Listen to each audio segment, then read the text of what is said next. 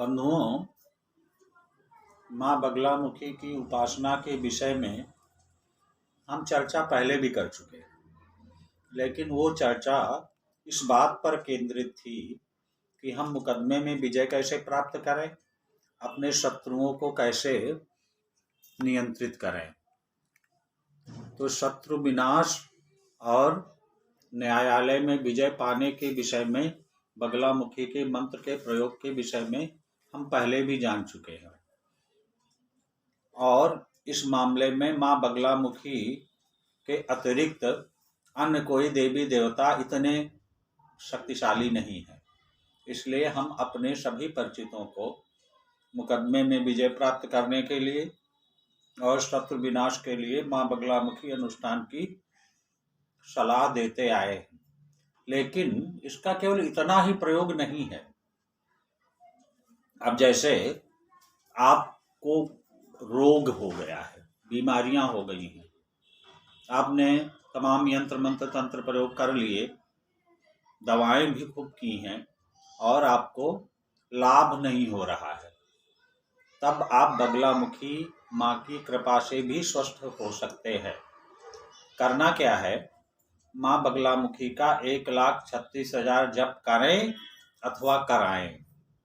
करने वाले पीले वस्त्र पहन करके, पीला चंदन मस्तक में लगा करके, पीले आसन में बैठ करके हरिद्रा की माला से जप करें। जप करने वालों में कम से कम एक ऐसा विद्वान हो कि वो माँ बगलामुखी के यंत्र की आवरण पूजा भी करा सके। बाकी लोग केवल मंत्र जानते हैं, जब विधिपूर्वक कर लेते हैं, या हम तो ये कहते हैं कि विधि उनको नहीं भी मालूम है, ईमानदारी से अगर कर लेते हैं तो चल जाएगा। एक विद्वान लेकिन आप उनमें होना आवश्यक है। अब रोग मुक्ति के लिए आप कर रहे हैं तो आपको थोड़ी सी सामग्री में बदलाव करना है। जब आप हवन करें तो धान का लावा लाएं, घी, शहद और शक्कर, इन तीनों को आपस में मिला करके उस लावा में डाल दें। फिर क्या करें, उसमें या तो जो ऋण होता है उसकी लकड़ियां ले आइए, 4-4 अंगुल की काट करके वो रख लीजिए। अगर वो नहीं मिलता है तो फिर आप गुरुच ले आइए, गिलोय, उसकी लकड़ियां काट करके आप चाहे तो उसका पीस करके चूरा भी मिला सकते हैं और उसमें बहुत सी दूर्वा मिला दीजिए। आपकी हवन सामग्री तैयार हो गई है। अपने मन से इसमें और कुछ नहीं मिलाना है, इससे आप हवन करें तो माँ बगलामुखी की कृपा से शीघ्र ही रोग से मुक्ति मिल जाएगी।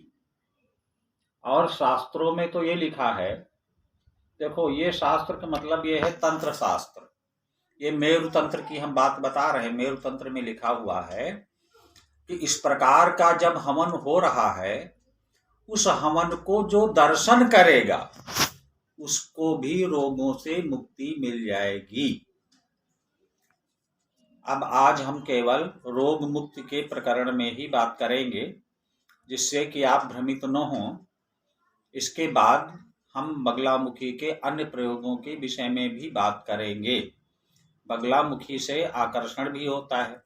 अगर कोई व्यक्ति भाग गया हो, उसको आप बार बार, आपको पता है कहाँ है, बुला रहे हैं, वो आ नहीं रहा, अथवा आपको पता ही नहीं है कि वो कहाँ है और अन्य उपाय कर चुके हैं, वो नहीं आ रहा है, उसमें भी आप बगलामुखी का प्रयोग कर सकते हैं।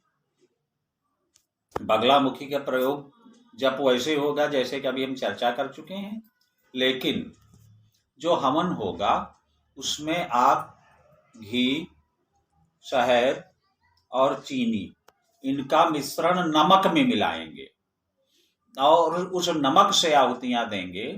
आहुतियां कम से कम 10,000 होनी चाहिए। आप 10 व्यक्ति बैठा दें और 10 माला जब कर दें तो 10,000 आहुतियां हो गई, कोई बहुत बड़ी बात नहीं है।